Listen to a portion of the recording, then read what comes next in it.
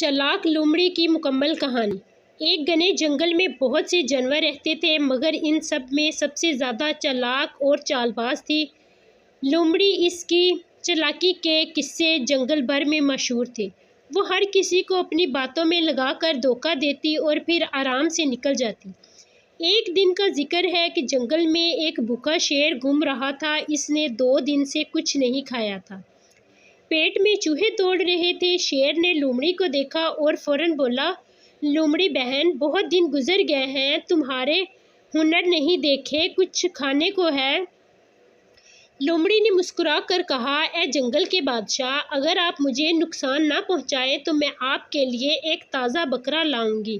شیر بولا، ٹھیک ہے، اگر تم مجھے شکار لا دو تو میں تمہیں کچھ نہیں کہوں گا۔ لومڑی بھاگتی ہوئی گاؤں پہنچی۔ وہاں ایک کسان کے باڑے سے بکرا نکالا اور چالاکی سے شیر کے پاس لائی، مگر خود پیچھے ہٹ گئی۔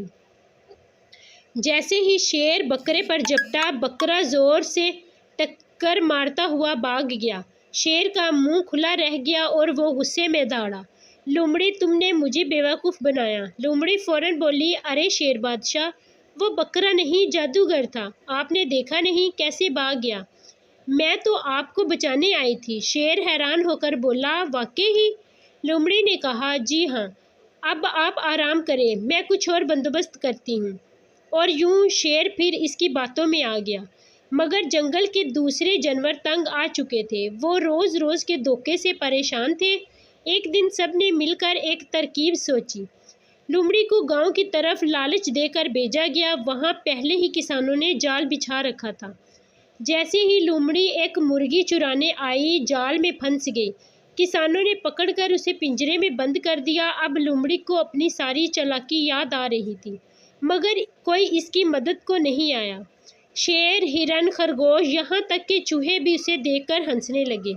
لومڑی نے افسوس سے کہا، کاش میں اپنی چالاکی کو دوسروں کو دھوکہ دینے سے بچانے کی بجائے بھلا کرنے میں لگاتی تو آج یہ دن نہ دیکھنا پڑتا۔